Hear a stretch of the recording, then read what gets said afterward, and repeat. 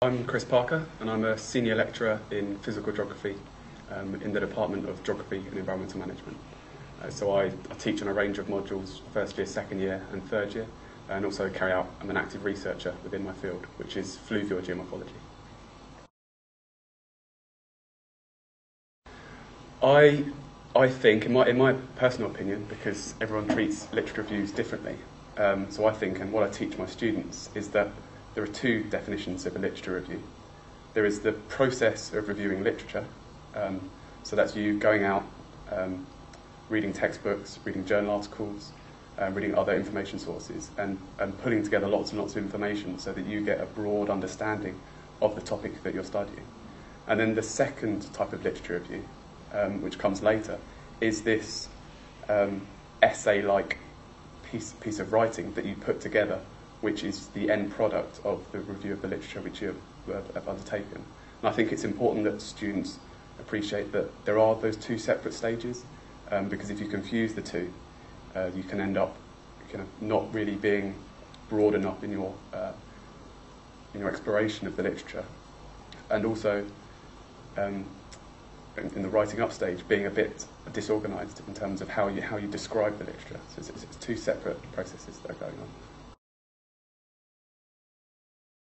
So if I take my two examples of the literature review process, I'd say a good review of the literature, the good research stage process, is being as broad as you can.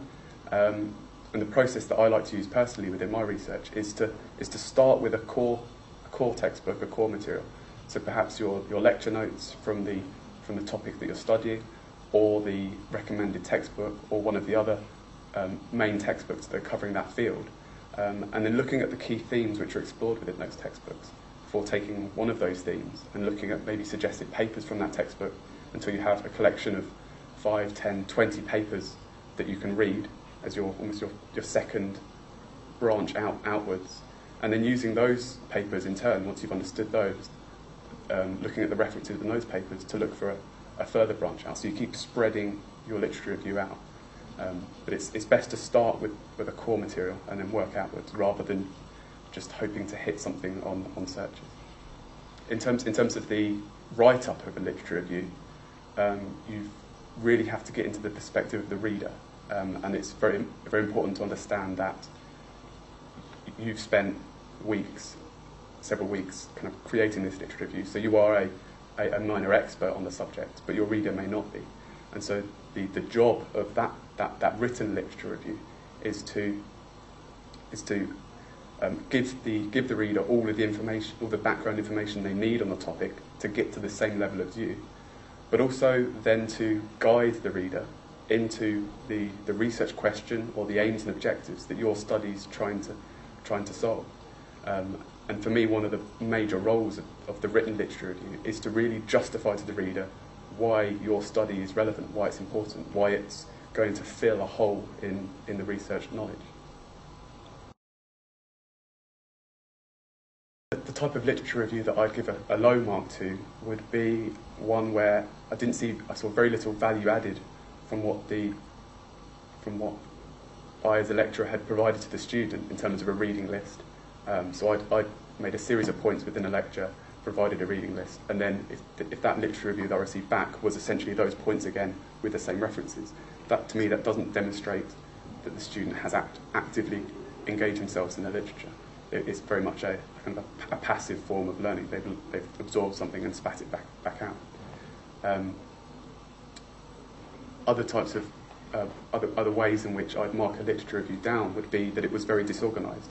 Lots of times you see students' work where you can tell that they've done lots of work, and that they've put a lot of work into it. There's lots of information there, but there's no structure to it. There's no argument. And that's a really important skill to have, whether it's within a literature review or any essay, is to make it obvious the points that you're trying to make. So in a literature review, it should be obvious by the time you get to the end of your literature review, even before you read what the research question or the aims and objectives are, for the reader to make a guess at what they might be, because that's the point.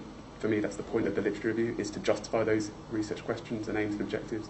So you should almost be knowing what they're going to be before you read them. So a poor literature review would be very disorganised, and it wouldn't be obvious what was coming next. It would just be a random collection of information about that topic without really leading anywhere in particular.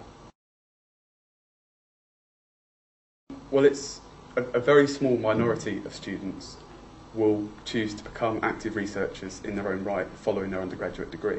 However, it's obvious that that will be a small minority because it represents a small gap in the employment market. However, for me, once students complete their dissertation and their literature as part of that, it represents them doing their own independent work, and that's extremely important from an employer's point of view, because they want people who they can assign a project to. So in the case of a literature review, it would be a topic, and that the employee is going to go away and do work on that topic without being led through it. So in the case of a literature review, it would be to go and review papers that are quite difficult in nature, but work through them, understand them, and produce a report at the end of it, the literature review.